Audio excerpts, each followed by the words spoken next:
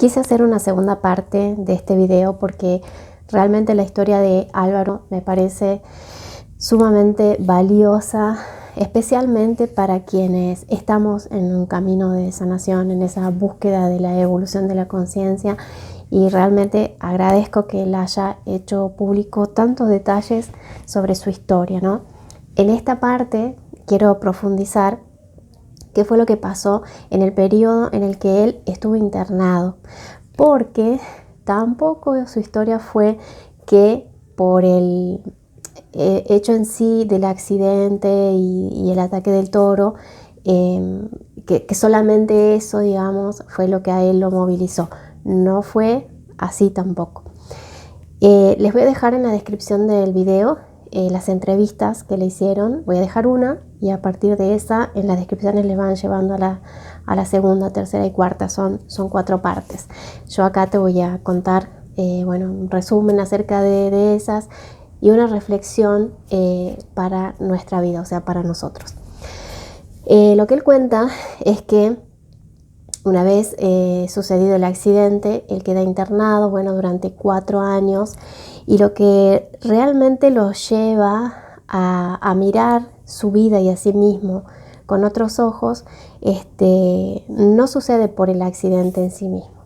Cuenta él que en una ocasión, había una enfermera que lo cuidaba en el hospital, que era muy amorosa con él, muy servil, lo ayudaba, lo cuidaba, hasta lo que sería para nosotros como que lo apapachaba, ¿no?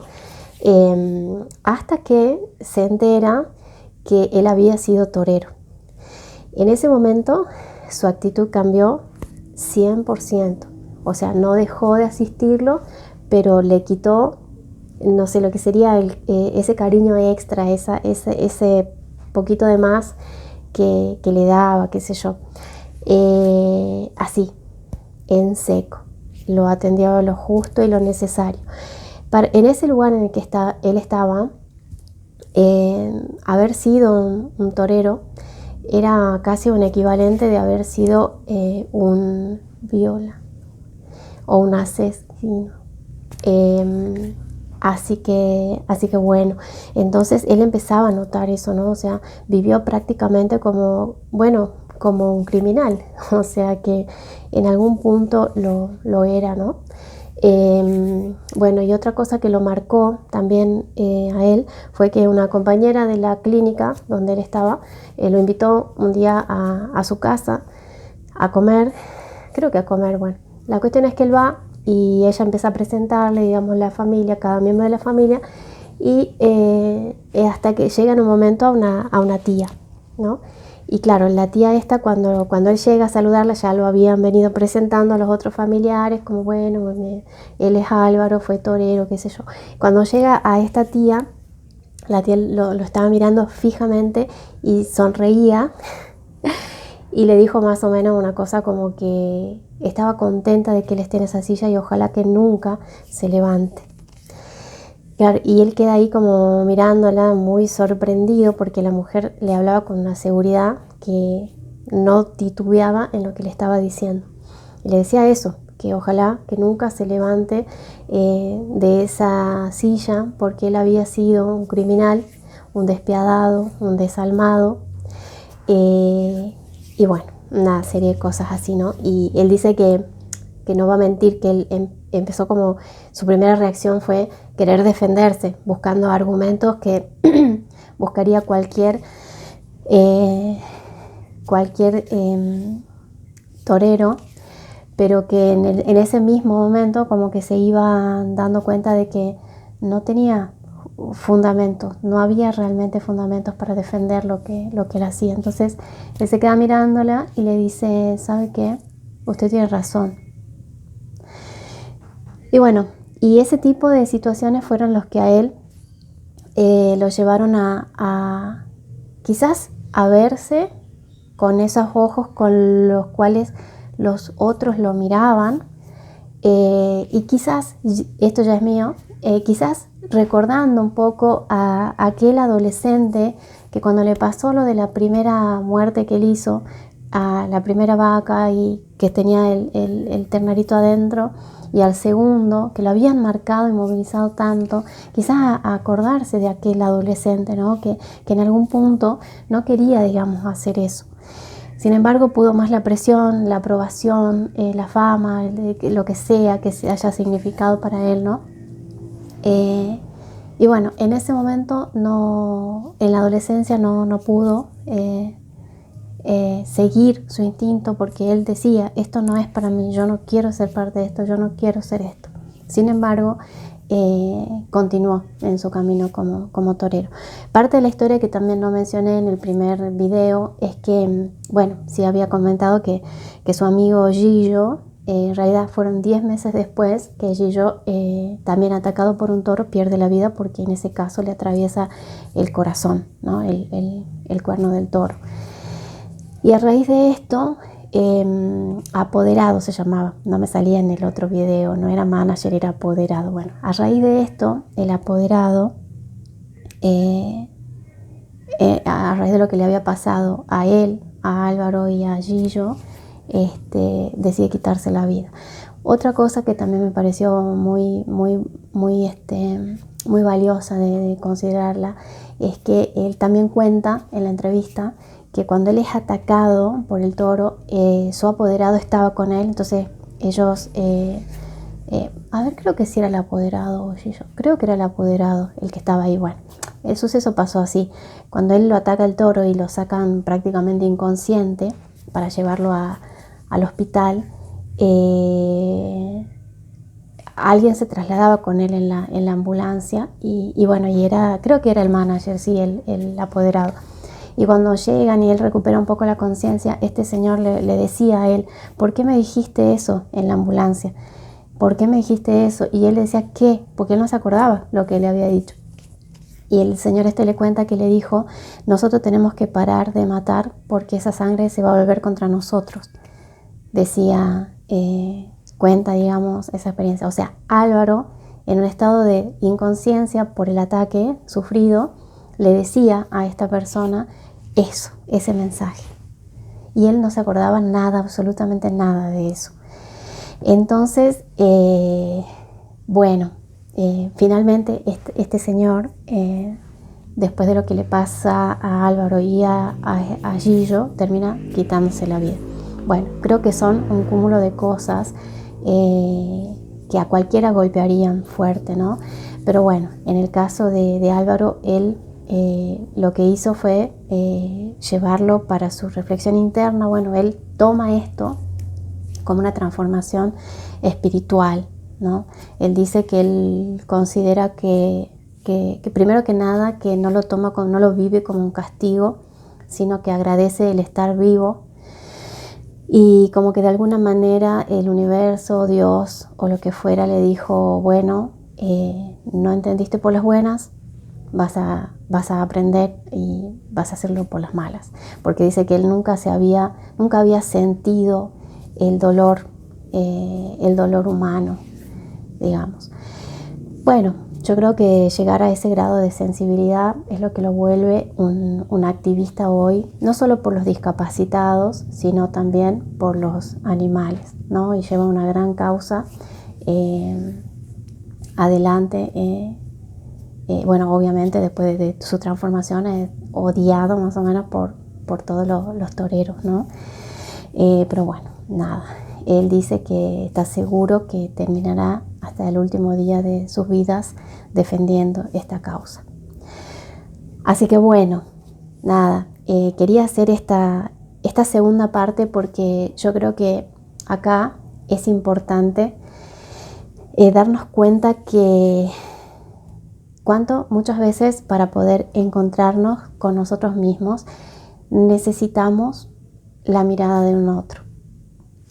Quizás en algún proceso personal puede ser un terapeuta o a veces los amigos o algo que está ahí afuera que nos puede ayudar a tomar conciencia, porque fíjense que él lo primero que quiso hacer es defender su identidad, que fue la que lo llevó ahí, ¿no? A estar en esa silla de ruedas. Pero qué importante fue en su vida la reacción del otro, ¿no? Qué importante, y esto lo llevo yo quizás desde mi lugar, el no ser cómplice del otro en cuanto a poder manifestar lo que uno siente y lo que uno piensa respecto de lo que el otro hace, ¿no? Y cómo eso muchas veces sirve en el camino del otro para su propia toma de conciencia y su transformación personal. Porque en definitiva, lo que lleva a esta transformación, como les digo, no es el accidente en sí, porque él evidentemente estaba como ubicado en ese lugar, digamos, bueno, fatídica consecuencia, bueno, de su ejercicio profesional, que lo dejó en esa condición de discapacidad. Entonces él ya estaba como ubicado en algún punto en su condición de discapacitado, bueno, y recibiendo de ahí, ¿no? Todo lo que a cualquier persona en esa mirada hacia alguien quizás disminuido en sus capacidades, encima es que las ha perdido, puede recibir, y como que hubiera podido pasar de que se quede, digamos, en ese lugar, ¿no? Pero sin embargo hubo ahí como dos personas importantes que le ayudaron a ver que lo que él hacía no solo le costó su calidad de vida, sino que no estaba bueno, digamos, que no estaba pudiendo verse a sí mismo en su condición de despiadado, de desalmado. En algún punto del video él dice, no sé, no recuerdo bien si es que alguien le dijo o es una reflexión de él, que le decía que disfrutaba del dolor de los animales, ¿no?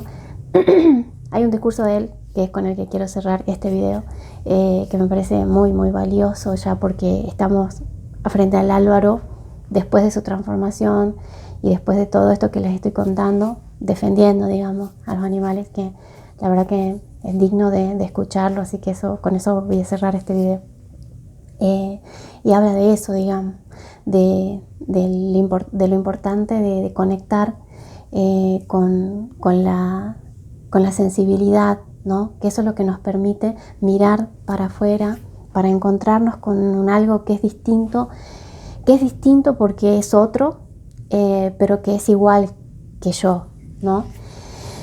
Y bueno, nada, yo como para cerrar esta reflexión, mi mirada sobre esta historia es, me encanta porque nos permite ver todo lo que es el ciclo de una vida para llegar a ser quien uno vino a ser, ¿no? Porque si hacemos un recorrido por esa historia, Álvaro, primero que nada, que su decisión de ser torero nace siendo muy pequeño. O sea, a los 12 años nosotros no tenemos la madurez suficiente, por lo menos las generaciones nuestras para atrás. No sé, cada vez me encuentro más niños y jovencitos preadolescentes con unos niveles de conciencia que realmente nada, son mensajeros, ¿no? Pero digo, bueno, nosotros de nuestra generación un poco para atrás, a los 12 años no tenemos la madurez ni mental ni emocional suficiente para tomar decisiones tan determinantes para nuestra vida, ¿no? Y él también cuenta en esa parte de su historia que él crece en un hogar donde su papá tenía un fanatismo extremo por los toros, ¿no? Entonces me gustaría ver su numerología, capaz que si lo veo lo voy a agregar a este video. Y bueno, si siendo muy pequeño y influenciado por este contexto, por este entorno primario en el que él crece, viendo a su papá con tanta admiración para el torero, para quienes por ahí tenemos formación en la rama de la psicología, podemos llegar a asociar quizás eso como a cuando uno es pequeño, cuánto necesita la mirada aprobatoria o la mirada amorosa de nuestros referentes primarios, mamá y papá, ¿no? Entonces, ¿cuánto habrá habido en esa historia de tomar esas decisiones para satisfacer quizás deseos, anhelos de otro, ¿no? Bueno, ese análisis da como para mucha más profundidad que obviamente no vamos a hacer en este video, ¿no? Pero digo, bueno, así como por mencionar, ¿no? O sea, crecer en un ambiente donde había un fanatismo extremo por los toros, tomar tan pequeño la decisión de ser torero, y encontrarse en el ejercicio de esa, bueno, le vamos a decir profesión, y habiendo estado en contacto con ello, sentir que no era para él porque ya le había pasado lo de matar animales, le había sentado muy, muy mal, pero bueno, ganó el precio de la mirada ajena, ¿no? Entonces él continúa con eso hasta su accidente, que fue un periodo, como contaba en el video anterior, muy corto, de los 12 a los 18 más o menos, pero bueno, de trascendencia en su historia.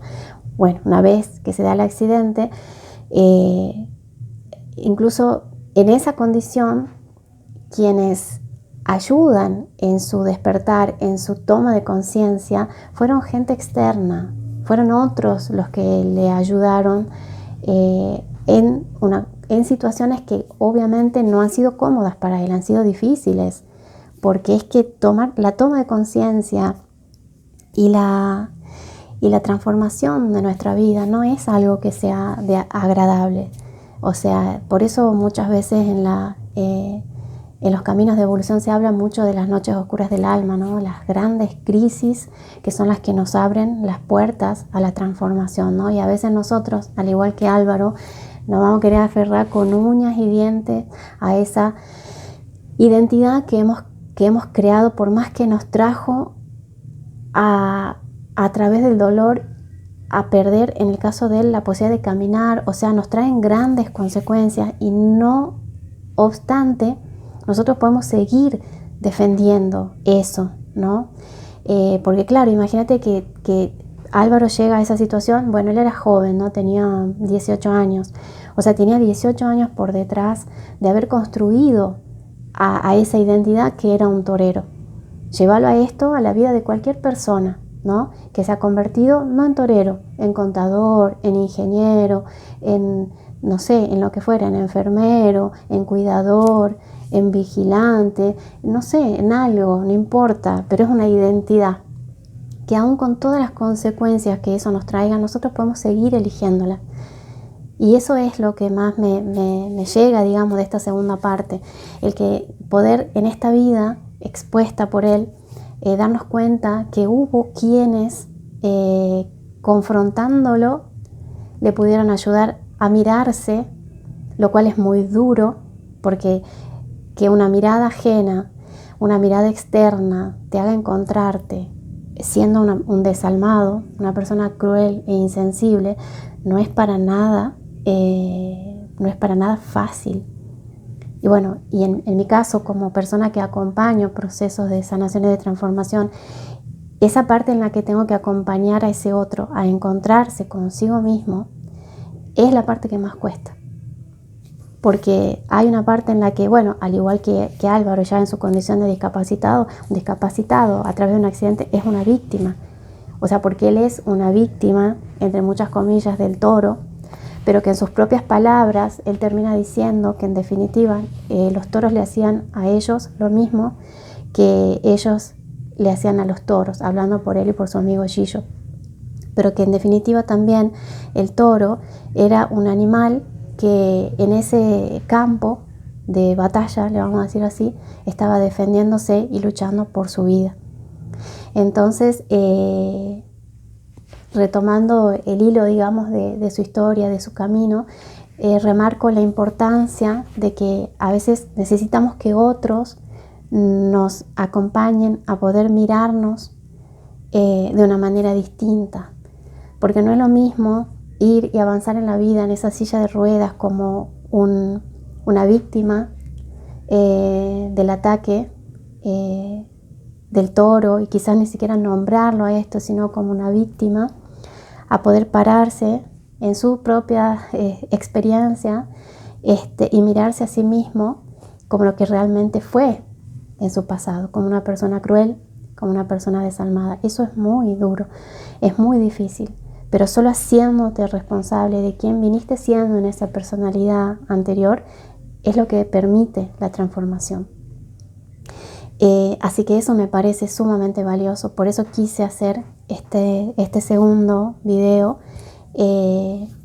para poder reflexionar lo que en definitiva es lo que a él le habilita, digamos, su transformación, ¿no? El darse cuenta que eso que le dijo esa tía era verdad. Y desde ahí se abre un nuevo camino en su vida, donde emerge ese nuevo Álvaro, quien reconoce que no fue él una víctima de los toros, sino que los toros fueron y seguirán siendo, hasta que exista esa disciplina, víctimas de la crueldad humana, ¿no? Así que bueno, nada, quería compartir esto, ¿no? A veces nos resistimos, a veces no nos escuchamos, porque Álvaro ya había conectado con esa sensibilidad en su momento, pero le ganó el hambre de fama, la mirada externa, y no se escuchó, no pudo hacerlo. Pero bueno, la vida siempre nos va a llevar hacia donde tenemos que estar, y así fue también para él, y así es para todos nosotros. Así que nada, cierro este video con la reflexión que les dije, para que quedemos escuchando el mensaje de Álvaro, y a su vez para que todos nosotros tomemos conciencia de que nunca estamos en un lugar equivocado, y que todas las experiencias que vivimos, aún las más difíciles, siempre son parte de nuestro camino de evolución personal. Quizás no las puedas entender en este momento, como así Álvaro tampoco pudo, pero de que te van a llevar hacia donde tenés que ir, no tengas ninguna duda de eso. Honorables diputados del Parlamento catalán, un saludo muy especial desde Colombia. Mi nombre es Álvaro Munera. En una época de equivocadas decisiones fui torero. Un toro de nombre Terciopelo en la Plaza de Toros de Munera, Albacete, me cogió por la pierna izquierda, me partió la quinta vértebra cervical, lesión medular completa y un diagnóstico contundente que no podía volver a caminar. Fui trasladado a los Estados Unidos, allí viví 4 años en mi proceso de rehabilitación. 4 años que viví como un absoluto delincuente. En el entorno del hospital, de mis amigos de la universidad, no entendían cómo alguien había podido dedicar su vida a torturar y matar animales. Fueron muchas las lecciones aprendidas, pero la más importante, que el equivocado era yo. Que no es ético que todavía en el siglo XXI existan países con prácticas tan crueles como esta. Me convertí en defensor de animales hasta el momento y creo que trabajaré hasta el último día de mi vida por defender el derecho que tiene todo ser vivo a no ser torturado. Dejé de ver el toro como una materia prima. El toro es un ser vivo que siente, que sufre, que tiene un sistema nervioso central demostrado por la fisiología y la neurología igual al nuestro, que responde a los estímulos del dolor en la misma forma, que siente miedo, que sale aterrado a la plaza, que no quiere estar ahí y lo demuestra muchísimas veces. Yo pienso que ustedes tienen en sus manos una decisión histórica. Los taurinos nos acusan a nosotros, los defensores de animales, de antropoformismo, de querer colocar comportamientos humanos en los animales. Es al contrario. Antropoformismo es decir que el toro muere con honor en el ruedo. Los animales no dependen del honor. Un caballo cuando gana una carrera se comporta de la misma manera a como se comporta el segundo, el tercero y el cuarto. Ninguno sale celebrando, ellos no dependen de ningún honor. Cuando uno se comporta instintivamente, lo que menos quiere es sufrir, porque el sufrimiento sí nos une a todos. Eso fue lo que yo entendí hace mucho tiempo. Y por eso considero que el voto que ustedes tienen que darle a este proyecto es un voto civilista, es un voto humanitario, es un voto para que aceptemos que no estamos solos en este mundo, que todos los animales sufren, que todos los animales sienten y que el hombre da un paso adelante en su crueldad cuando no solamente los maltrata y los tortura para su beneficio, sino también se divierte con su dolor. Mi invitación de corazón, como un ser humano arrepentido y que entendió muy claro que tenía que devolverle a la vida y al mundo toda esa carga de crueldad que le había infringido a los animales, voten pensando en que si a ustedes les gustaría que les hicieran lo que nosotros les hacemos a los toros. Dios los bendiga.